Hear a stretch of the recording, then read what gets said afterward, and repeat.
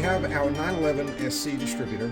I've completely disassembled it, cleaned all of the housing, and I still need to break apart the advance mechanism and clean it and polish it.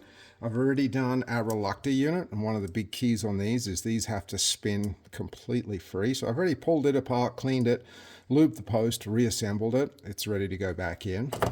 Vacuum diaphragms. We always want to check those using our vacuum pump, and we're looking for two things. One, we're looking for movement.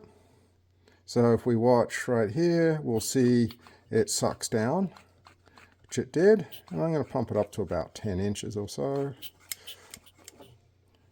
Well, I hit a little bit higher. But the other thing I'm looking for is that it holds vacuum.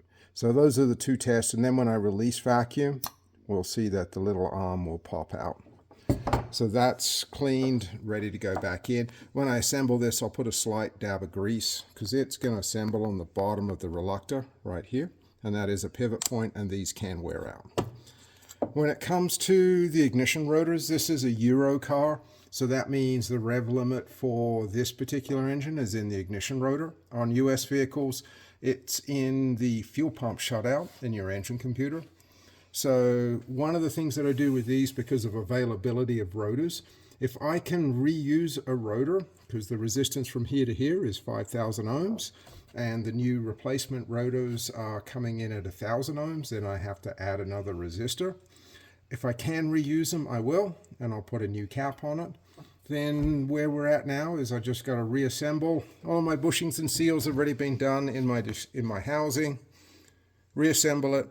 Get it up onto the distributor machine, set my advance, ready to go back into the engine. So now we're in the final assembly processes. I've bolted down my fan shroud after we refinished it, rebushed our throttle pivot back here, bolted it in, and laid our wiring harness back in. Now the harness was in pretty good shape, so I was able to just clean most of it down, make sure everything was working correctly with some resistance checks. So I'm working on getting my alternator in. I have my air guide installed. I've got a new alternator for this one because the one that came out of it, the bearings had a little bit of a hiccup to them when I rotated it. So it's a good time to replace it right now. So just working at reassembling all of my intake system.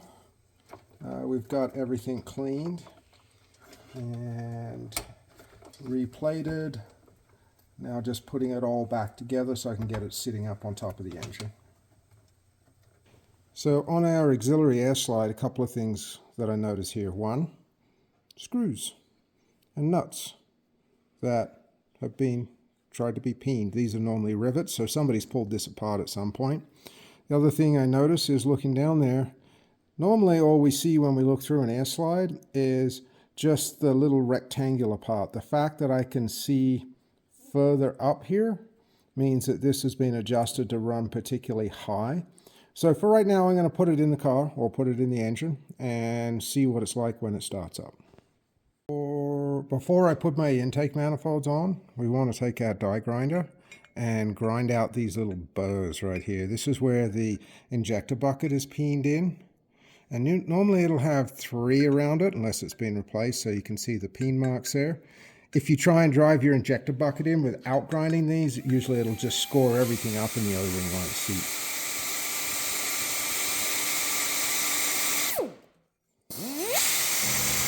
So it doesn't take much just to take those little burrs out. And then I'll drive in the new injector buckets once it's on the engine, and then I'll re-peen. Usually I'll just go right in the middle, so off about 30 degrees on each side, and peen the new buckets in place. So we're putting in the last injector bucket, new O-ring, siliconed. Just going to push it in, get it started. And then I have my punch, which I've machined till it seats. And then I'm just going to re-peen the intake manifold, and this is so when or if there is a backfire, it doesn't pull the injector bucket out. Last thing we've got to do is just put our fuel injector in. You see I have these other two, and these are just a press fit, Lots of silicone grease. Press it.